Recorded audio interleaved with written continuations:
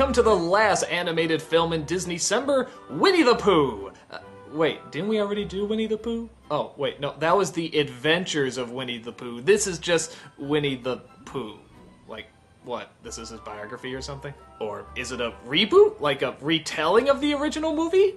No, they're new stories. I guess it's just sort of continuing it, but why don't they call it More Adventures of Winnie the Pooh, or The Continuing Adventures of Winnie the Pooh? Or give it a different title, like they did the other Winnie the Pooh movies? I don't know. It's here, let's review it. All your favorite characters are back, including Winnie, Piglet, Owl, Tigger, the whole bunch. And much like the original film, it doesn't seem like there's one coherent story throughout the whole thing. Well, kind of, sort of, not really, yes, I don't know. Okay, let me explain.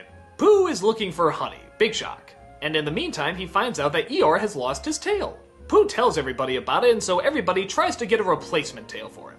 But none of them really seem to work. So they sort of leave that story for a bit, and they go on to another story.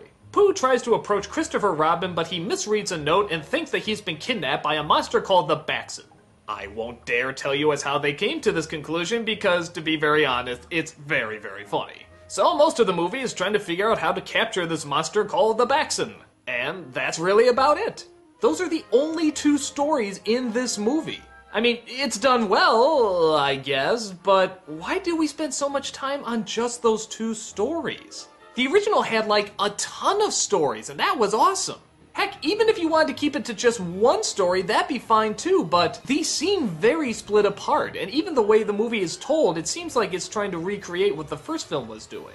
You know, a lot of fourth wall jokes with the narrator, and just sort of taking time to let the characters talk and breathe and just have moments. But what made that one work is that it had a lot of stories. This one only has two. That's very odd. When the film ended, I was shocked. I was like, really? That's it? Where's the rest of it? There's gotta be more stories you can tell than that. But to be fair, they're told pretty well. As I said before, the film does recreate sort of that feel that the first movie did, though just like I said, too few stories. But it still has a pretty good atmosphere and pace to it. John Cleese is the narrator, and he's absolutely perfect. He's both dignified, but can also sort of give that sense of humor that the original narrator had too.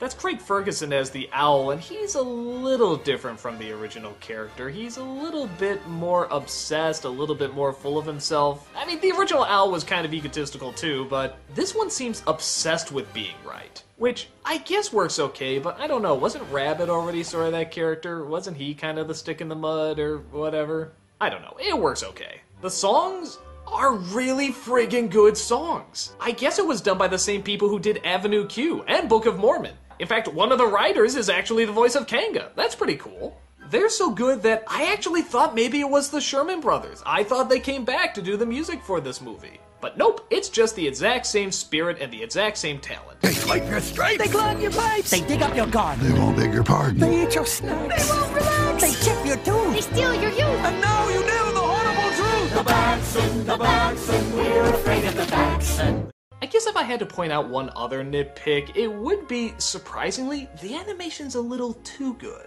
I know, I'm never satisfied, but when you look at the original Winnie the Pooh, it's just the perfect amount. It's good animation, but still a little sketchy. Here, the backgrounds are still sketchy and they look fine, but the characters may be just a little too clean. And on top of that, they sort of gave Christopher Robin more human-like eyes, and oddly enough, I sort of like the dot eyes, which I rarely do. But I think because everybody else has them, it sort of worked. And when you suddenly see a character that has those big Disney-like eyes, it sort of takes you out of it a bit. Though not much. And again, it's a nitpick. I'm just trying to look for problems. The film is good. It has a lot of funny scenes. The characters are still wonderful, and it has some great songs. The biggest problem there is that there are only two stories, and I still don't get that. Why didn't they do a ton of stories, especially when it's called Winnie the Pooh? I mean, you can recreate this, you can have so much fun, and you only stick it to two stories? Well, to be fair though, they're good stories, along with good characters, good songs, and everything else I mentioned before.